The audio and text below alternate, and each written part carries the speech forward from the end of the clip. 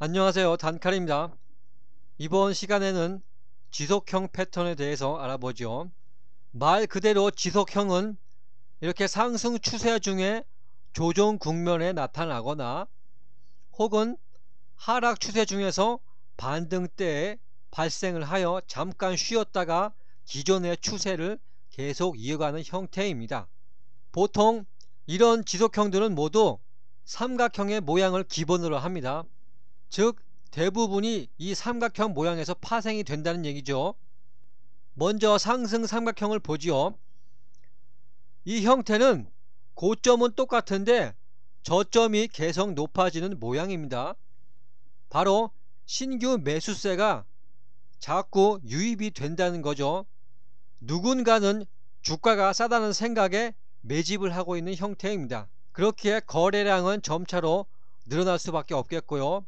어느 순간 이 고점의 저항을 돌파하게 되면 약간의 눌림목을 주고 이 횡보한 길이만큼 상승폭을 예상할 수가 있습니다. 반대의 경우가 바로 이제 하락 삼각형입니다. 이건 저점은 똑같은데 점점 고점이 낮아지는 형태입니다. 그래서 이것은 매수세가 점차로 약화된다는 뜻이죠. 뒤집어서 말한다면 매도세가 점점 강화된다는 뜻입니다. 그렇기에 어느 순간에 이렇게 지지선이라고 여겼던 지점을 하락 붕괴시키게 되면은 이 횡보했던 기간만큼 1차로 하락하는 것이 정석적인 형태입니다. 그래서 거래량도 보면은 대충 이렇게 감소할 수밖에 없겠고요. 이러한 지지선의 붕괴는 향후 저항선의 역할을 담당하게 됩니다. 자, 주의할 것은 이러한 패턴들이 모두 100% 그렇다 하는 것은 있을 수가 없죠. 확률의 문제입니다. 즉 이런 모양이 나타나게 되면은 7, 80%는 하락으로 움직이더라 하는 겁니다. 나머지 20, 30%는 예외적인 흐름을 보여줄 수가 있지요. 자, 그래서 과거에는 이런 하락 삼각형의 모양이 발생을 하게 되면은 대부분은 하락 방향으로 움직였는데 최근에 들어와서는 이와는 반대되는 형태로 진행이 되기도 합니다. 즉 세력들이 개미들을 현혹시키기 위해서 속임형으로 진행을 시킨다는 것이죠. 자, 이 차트를 보시면 이것은 몇 년 전 종합주가지수의 차트입니다. 이 경우 이렇게 하락 삼각형이 진행이 되고 있었습니다.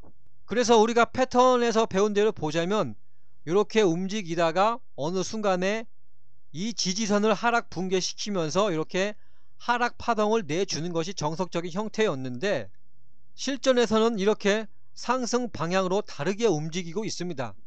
그렇기에 이런 삼각형 모양, 즉 한 지점으로 수렴되는 모양은 개구리가 펄쩍 뛰기 위해서 힘 모으는 과정이다. 그렇게 정리를 해 두십시오. 개구리가 어디로 튈지는 잘 모릅니다. 대부분은 앞으로 튀겠지만 개 중에는 옆으로 뛰는 놈도 있으니까 그런 여지를 좀 남겨두시면 됩니다. 자, 다음은 쐐기형입니다. 요것도 삼각형 모양에서 파생이 된 건데 요것도 기울기가 좀 다를 뿐이지 원리는 거의 비슷합니다. 상승 쐐기형을 보면 고점도 서서히 높아지고 저점도 따라서 올라간다는 것이죠. 그러면서 한 지점으로 모인다는 겁니다.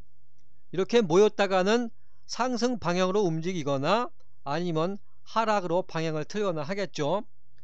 그래서 대부분 보면은 이런 상승 쐐기형은 반등 국면에서 일시적으로 발생을 해 가지고 다시 하락 추세로 움직이는 게 일반적이고, 하락 쐐기형은 조정 국면에서 잠시 나타났다가 다시 상승 추세로 움직인다 하는 겁니다.